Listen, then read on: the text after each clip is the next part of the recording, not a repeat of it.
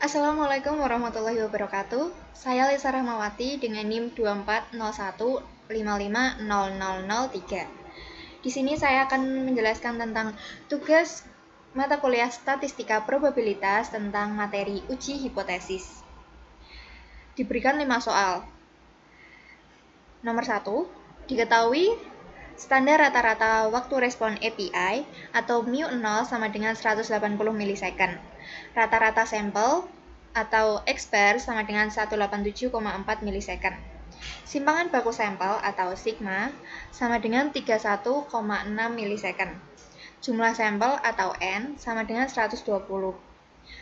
Taraf signifikansi atau alfa sama dengan 1%.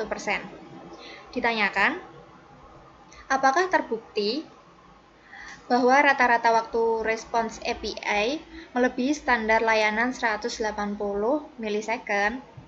Untuk menjawab soal tersebut, maka menggunakan langkah-langkah sebagai berikut. Yang pertama adalah menentukan hipotesis. Berikut hipotesisnya. H0 itu ada mu lebih kecil sama dengan 180 milisecond. H1 mu lebih besar 180 milisecond. Karena uji satu sisi, maka Z alpha sama dengan Z 0,01 sama dengan 1 dikurang 0,01 sama dengan Z 0,99. Pada tabel distribusi Z, nilai 0,99 ini ada pada angka 2,33. Selanjutnya langkah kedua yaitu menentukan statistik uji. Karena N lebih dari 30, digunakan uji Z satu sampel dengan rumus sebagai berikut. Maka Z hitungnya adalah 187,4 dikurang 180 dibagi dengan 31,6 dibagi akar 120. Maka dihasilkan 2,57. Selanjutnya adalah gambar kurvanya. Kurva ini menunjukkan uji Z satu sisi kanan pada taraf signifikansi 1%. Daerah yang diarsir merupakan daerah H1 atau daerah penolakan H0 yang dimulai dari Z tabel sama dengan 2,33 hingga ujung kanan kurva. Nilai Z hitung sama dengan 2,57 berada di dalam area H1 sehingga H0 ditolak dan H1 diterima. Kesimpulannya adalah berdasarkan uji hipotesis pada taraf signifikansi alfa sama dengan 1% diperoleh bahwa H0 ditolak dan H1 diterima. Hal ini menunjukkan bahwa terdapat bukti yang cukup untuk menyatakan bahwa rata-rata waktu respon API melebihi standar layanan sebesar 180 milisecond. Dengan demikian, standar waktu respon yang ditetapkan tidak terpenuhi karena rata-rata waktu respon API lebih besar dari 180 milisecond. Selanjutnya soal nomor 2. Diketahui jumlah responden atau N sama dengan 680 mahasiswa. Mahasiswa yang menggunakan LMS melalui smartphone atau X sebesar 501 orang. Proporsi hipotesis atau P0 sama dengan 0,7 dan taraf signifikansi atau alfa sama dengan 1%. Ditanyakan, apakah benar proporsi mahasiswa yang menggunakan LMS melalui smartphone lebih dari 70%? Untuk menjawabnya, menggunakan langkah-langkah sebagai berikut. 1. Menentukan hipotesis. H0. P lebih kecil sama dengan 0,70. H1. P lebih besar 0,70. Karena menentukan uji satu sisi, maka Z alpha sama dengan Z 0,01 sama dengan 1 minus 0,01 sama dengan Z 0,99. Dalam tabel distribusi Z, nilai 0,99 ini diperoleh pada angka 2,33. Langkah selanjutnya adalah menentukan statistik uji dengan rumus bagi berikut. Maka Z hitung sama dengan 501 dibagi dengan 680 dikurangi dengan 0,7 per akar 0,7 dikali 1 minus 0,7 per 680. Maka dihasilkan 2,09. Berikut adalah gambar kurvanya. Kurva menunjukkan uji Z satu sisi kanan pada taraf signifikansi 1%. Daerah yang diarsir merupakan daerah H1 atau daerah penolakan H0 yang dimulai dari Z tabel yaitu 2,33. Nilai Z hitung yaitu 2,09 berada di luar daerah H1. Sehingga H0 diterima dan H1 ditolak. Kesimpulannya adalah berdasarkan uji hipotesis pada taraf signifikansi 1%, diperoleh bahwa H0 diterima dan H1 ditolak. Hal ini menunjukkan bahwa belum terdapat bukti yang cukup untuk menyatakan bahwa proporsi mahasiswa yang menggunakan Learning Management System atau LMS melalui smartphone lebih dari 70%. Dengan demikian, klaim bahwa lebih dari 70% mahasiswa menggunakan LMS melalui smartphone belum dapat dibuktikan pada taraf signifikansi 1%. Selanjutnya adalah soal nomor 3. Diketahui bahwa jumlah sampel metode manual atau N1 sama dengan 90. Rata-rata metode manual atau X/1 sama dengan 51,6 menit. Simpangan baku metode manual atau sigma 1 sama dengan 13,2 menit. Jumlah sampel chatbot AI atau N2 sama dengan 85. Rata-rata chatbot AI atau X/2 sama dengan 42,8 menit. Simpangan baku chatbot AI atau sigma 2 sama dengan 11,4 menit. Dan taraf signifikansi atau alpha sama dengan 1%. Ditanya, apakah benar rata-rata waktu penyelesaian tiket menggunakan chatbot AI lebih rendah dibandingkan metode manual? Jawab. Yang pertama, menentukan hipotesis. H0 yaitu μ1 lebih kecil sama dengan μ2. Untuk H1-nya, μ1 lebih besar μ2. Karena menentukan uji satu sisi, maka Z alpha sama dengan Z 0,01 sama dengan 1 minus 0,01 sama dengan Z 0,99. Maka diperoleh nilai 2,33. Langkah kedua yaitu menentukan statistik uji menggunakan rumus sebagai berikut.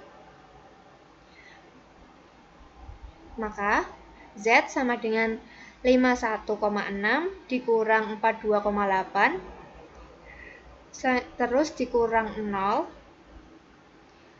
dibagi dengan akar 13,2 kuadrat dibagi 90 plus 11,4 kuadrat dibagi 85. Maka dihasilkan nilai 4,73. Berikut adalah gambar kurvanya.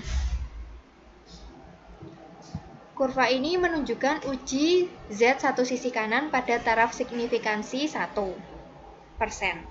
Daerah yang diarsir merupakan daerah H1 atau daerah penolakan H0 yang dimulai dari Z tabel yaitu 2,33. Nilai Z hitung atau yaitu 4,73 berada di dalam H1 sehingga H0 ditolak dan H1 diterima. Maka dapat diambil kesimpulan berdasarkan hasil uji hipotesis pada taraf signifikansi 1%, diperoleh bahwa H0 ditolak dan H1 diterima. Hal ini menunjukkan bahwa terdapat bukti yang cukup untuk menyatakan bahwa rata-rata waktu penyelesaian tiket menggunakan chatbot AI lebih rendah dibandingkan metode manual. Dengan demikian, penggunaan chatbot AI terbukti mampu menyelesaikan tiket pelanggan lebih cepat dibandingkan metode manual. Selanjutnya adalah soal nomor 4. Diketahui bahwa jumlah sampel indeks A atau N1 sama dengan 110.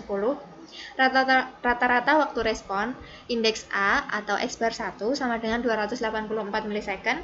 Simpangan baku indeks A atau sigma 1 sama dengan 58 milisecond. Jumlah sampel indeks B atau N2 sama dengan 105. Rata-rata waktu respon indeks B atau X bar 2 sama dengan 261 milisecond. Simpangan baku indeks B atau sigma 2 sama dengan 54 milisecond. Taraf signifikansi atau alfa sama dengan 5%. Ditanyakan, apakah terdapat perbedaan rata-rata waktu respon antara indeks A dan indeks B? Untuk menjawabnya menggunakan langkah-langkah sebagai berikut. Yang pertama adalah menentukan hipotesis. H0 mu1 sama dengan mu2. Untuk H1, mu1 tidak sama dengan mu2. Karena menentukan uji pada kedua sisi, maka Z alfa dibagi 2. Sama dengan Z 0,05 per 2 sama dengan Z 0,025 sama dengan 1 dikurangi 0,025 sama dengan Z 0,975. Di dalam tabel distribusi Z, maka angka 0,975 ini menghasilkan angka 1,96. Langkah kedua yaitu menentukan statistik uji dengan rumus sebagai berikut. Maka, Z hitung sama dengan 284 dikurangi dengan 261 dikurangi dengan 0 per akar 58 kuadrat per 110 ditambah 54 kuadrat per 105. Dihasilkan angka 3,01. Berikut adalah gambar kurvanya. Kurva ini menunjukkan uji Z pada kedua sisi dengan taraf signifikansi 5%. Daerah yang diarsir pada kedua sisi kurva merupakan daerah H1 atau daerah penolakan H0. Dengan batas kritis Z tabel, yaitu plus minus 1,96. Nilai Z hitung sama dengan 3,01 berada pada daerah H1 di sisi kanan, sehingga H0 ditolak dan H1 diterima. Dari soal nomor 4 ini diambil kesimpulan bahwa berdasarkan hasil uji hipotesis pada taraf signifikansi 5% diperoleh bahwa H0 ditolak dan H1 diterima. Hal ini menunjukkan bahwa terdapat bukti yang cukup untuk menyatakan bahwa terdapat perbedaan rata-rata waktu respon antara indeks A dan indeks B.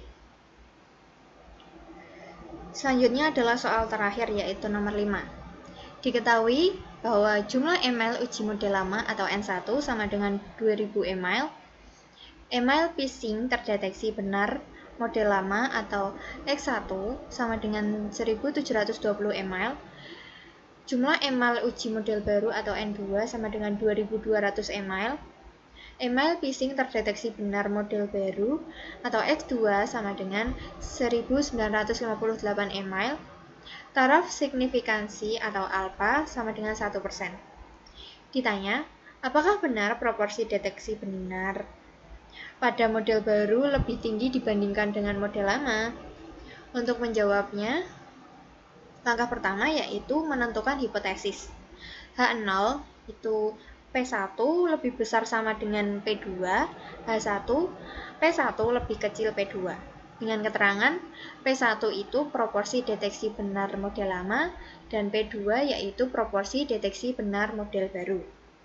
Karena menentukan uji satu sisi kanan, maka Z alpha Z sama dengan Z 0,01 sama dengan 1 minus 0,01 sama dengan Z 0,99.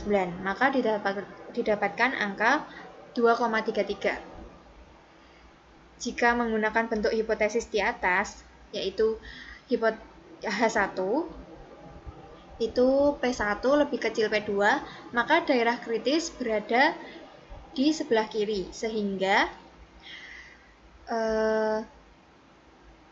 dihasilkan minus 2,33. Langkah kedua yaitu menghitung proporsi sampel. Untuk model lama, P1 sama dengan X1 dibagi dengan N1 sama dengan 1720 dibagi dengan 2000 sama dengan 0,86. Untuk model baru, P2 sama dengan X2 dibagi dengan N2 sama dengan 1958 dibagi dengan 2200 menghasilkan 0,82. Untuk proporsi gabungannya, P sama dengan buka kurung X1 plus X2 dibagi dengan N1 plus N2 sama dengan 1720 ditambah 1958 dibagi dengan 2000 ditambah 2200 menghasilkan 0,88. Langkah ketiga yaitu menentukan statistik uji menggunakan rumus sebagai berikut. Z hitungnya sama dengan 0,86 minus 0,89 dibagi akar 0,88 dikali 1 minus 0,88 dikali 1 per 2000 ditambah 1 per 2200, maka dihasilkan minus 2,94. Berikut adalah gambar kurvanya. Kurva ini menunjukkan uji Z1 sisi kiri pada taraf signifikansi 1%. Daerah yang diarsir merupakan daerah H1 atau daerah penolakan H0 yang berada di sebelah kiri kurva dengan batas kritis Z tabel sama dengan minus 2,33. Nilai Z hitung yaitu minus 2,94 berada di dalam daerah H1 sehingga H0 ditolak dan H1 diterima. Dari soal ini maka diambil kesimpulan berdasarkan hasil uji hipotesis pada taraf signifikansi 1% diperoleh bahwa H0 ditolak dan H1 diterima. Hal ini menunjukkan bahwa terdapat bukti yang cukup untuk menyatakan proporsi deteksi ML phishing yang benar pada model baru lebih tinggi dibandingkan model lama. Dengan demikian, model baru memiliki performa deteksi yang lebih baik daripada model lama. Sekian penjelasan soal dari saya. Wassalamualaikum warahmatullahi wabarakatuh.